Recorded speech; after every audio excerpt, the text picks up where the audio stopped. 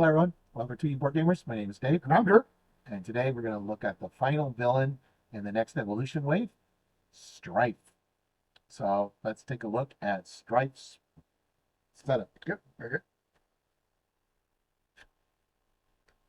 All right. So the uncontrollable powers, whenever this one comes out, to get set up, we're going to want to make sure that we grab Stryfe 1 and Stryfe 2 if we're playing standard, 2 and 3 if we're playing expert. We're going to grab the Hope Summers, and we're going to grab a standard encounter set as well as Stryfe set. And then we're going to grab 2 modular encounter sets, and they suggest Extreme Measures and Mutant Insurrection. Whenever we set this up, we're going to put Hope Summers into play under the first player's control, and we will reveal Stryfe's Grasp. Okay. And uncontrollable power starts with 0 threat. We add 0 threat per turn, and it has 9 threat per player threshold. Force response. After resolving step 1 of the villain phase, which is normally where you add the threat that's on that one, which is 0 right now, each player places X threat here, where X is the number of cards of the most common type in their hand. Each player may discard 1 card from their hand before calculating the value of X. So if you have a lot of the same card type in your hand, threat's going to go up quickly. Yeah, so yeah, this one, the decks that are balanced out as far as what kind of card types they have, this one's not quite as bad, but if you're playing something that specializes like Maria with her supports, yeah, that can be really hard. Yeah, yeah, like, or if you want to play an event-heavy hero, Oh yeah. say like the upcoming Wonder Man, he's going to have probably a lot of events in his hand. That can really hurt. Yep. All right, so yeah, so one of the required cards, of course, is Hope Summers. So she's got a thwart of star, an attack of star, no consequential, 3 hit points, psionic, X-Force, X-Men. Set up the first player controls Hope Summers. Hope Summers does not count against your ally limit. And Hope Summers gets a base thwart and a base attack based on your thwart and attack. And if she ever leaves play, the players lose the game. All right. Okay, so Stryfe's Grasp here. This is the one that we grabbed during setup.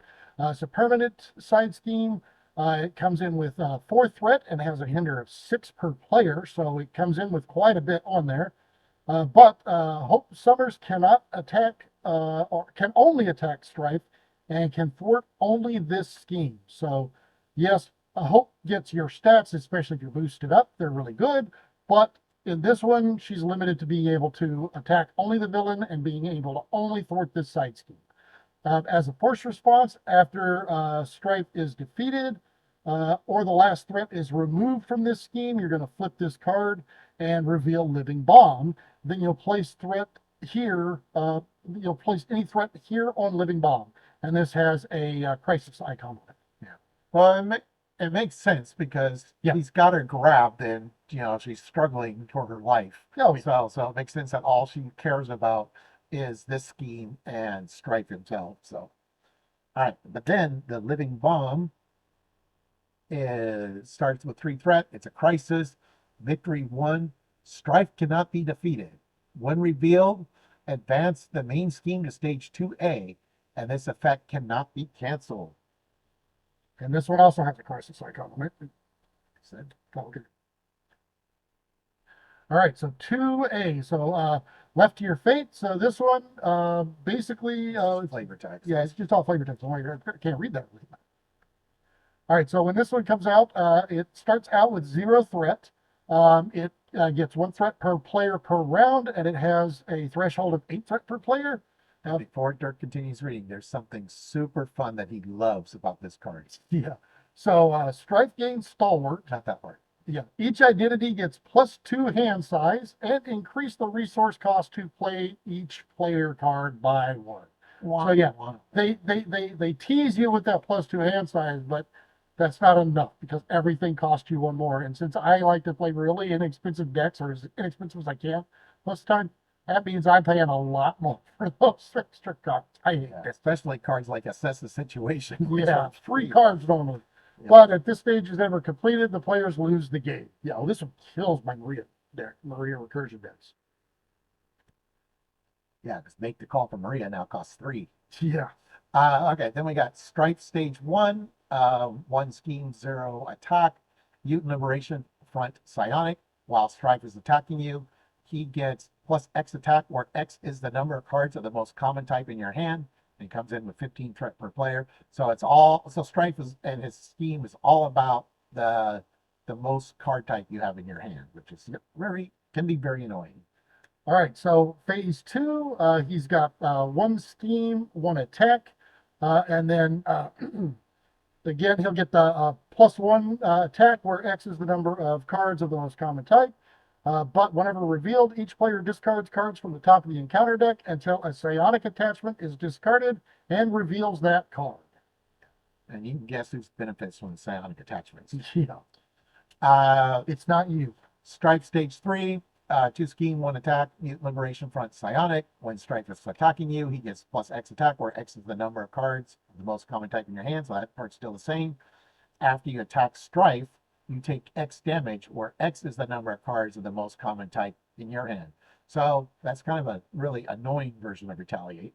And Yeah. it's got 20 hit, he's got 20 hit points per player. Yeah, so I mean, honestly, what you're trying to do here is you're just going to try to probably hit him with 1 attack per round and make that the last thing you do, so that he's used all your cards. Yeah, like home technique dive bomb would be nice. Yeah. Big attacks is what you want. Yeah, so Quicksilver with a bunch of little attacks would not be recommended. No. All right, so we've got the mental transferal attachment. This one is a psionic condition. If Stryfe's grasp is in play, you're going to attach this to Hope. Otherwise, you're going to attach it to yourself.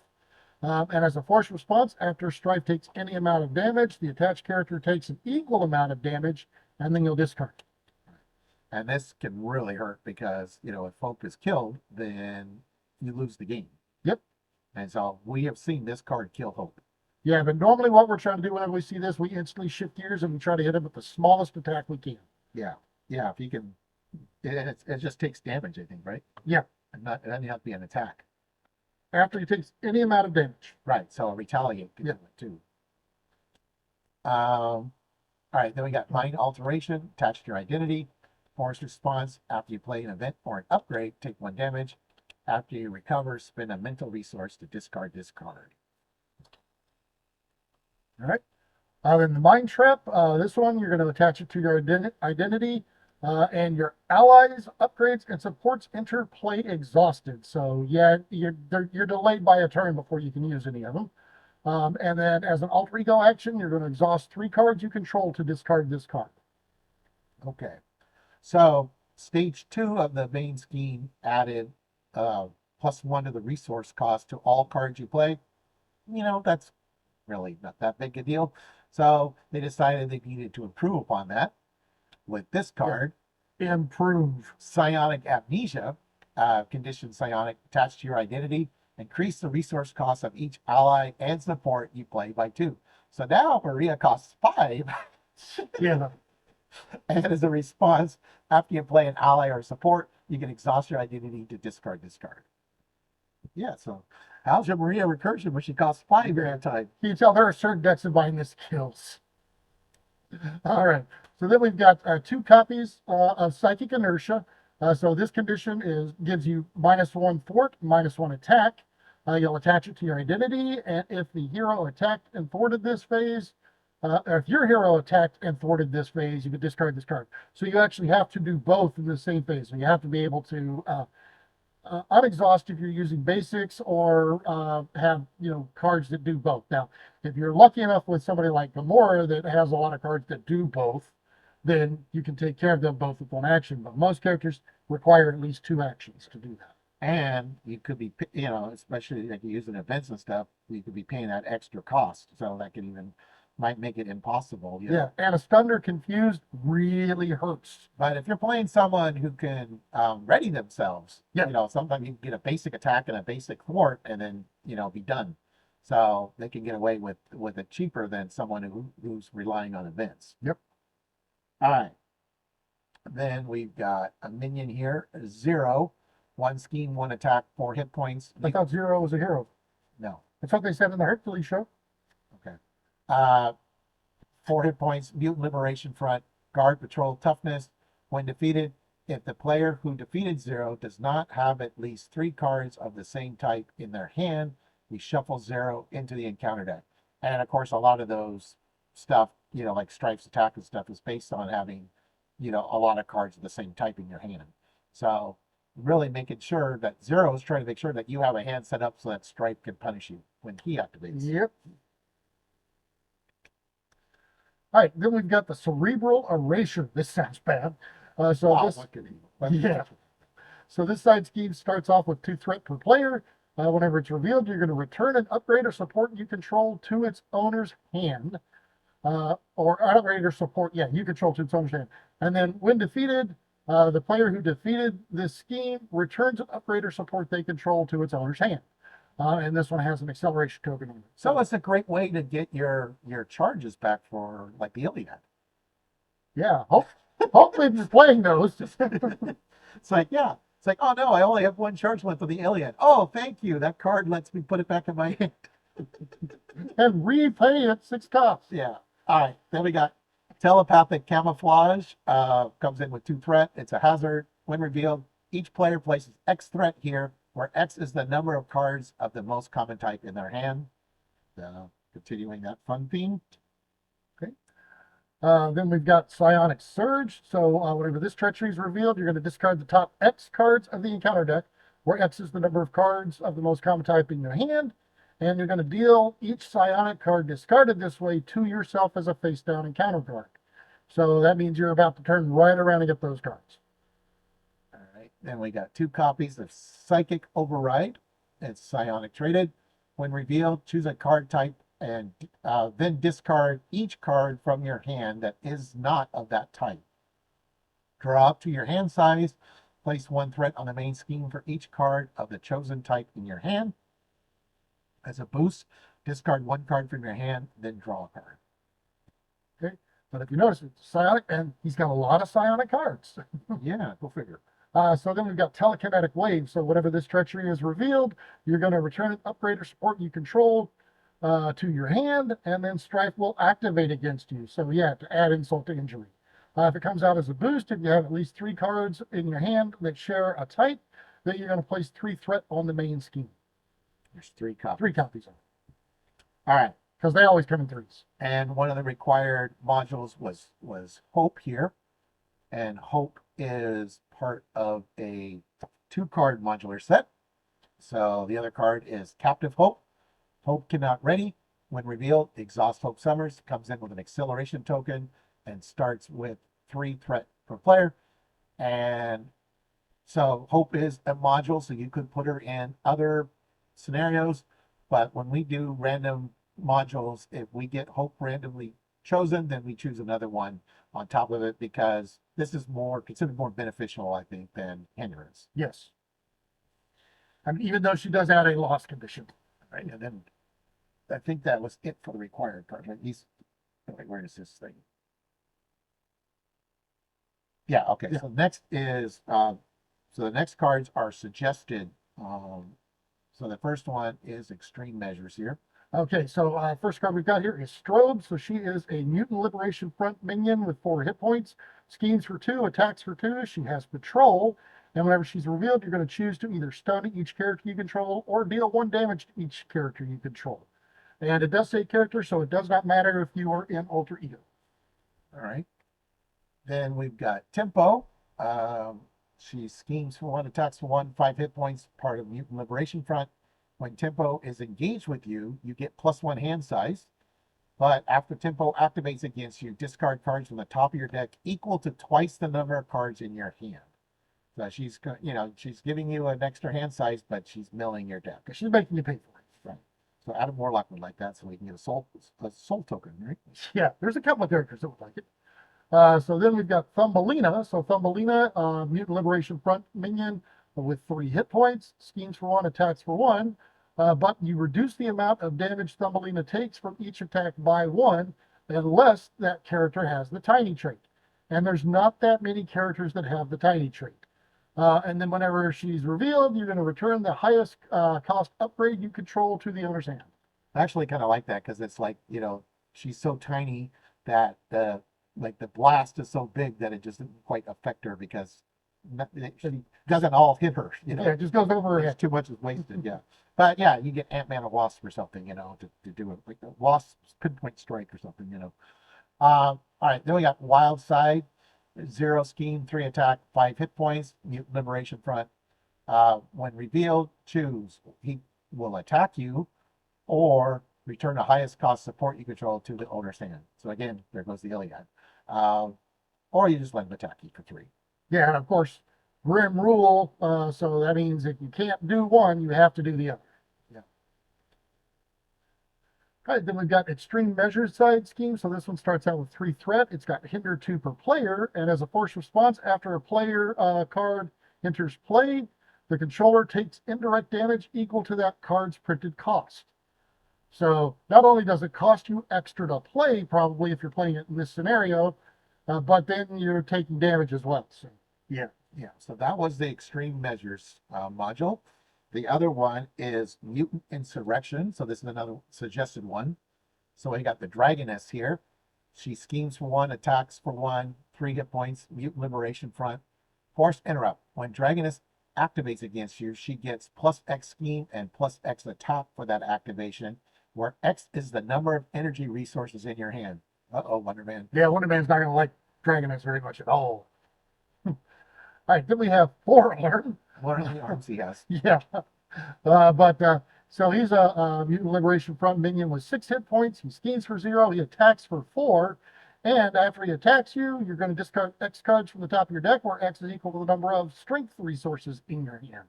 Now and so he's got 4 boosts. I actually kind of wish instead of 6 hit points, maybe he had like, I don't know, 4 hit points per player or something, or somewhere, Whoa. or somewhere where it's the number of 4, Yeah.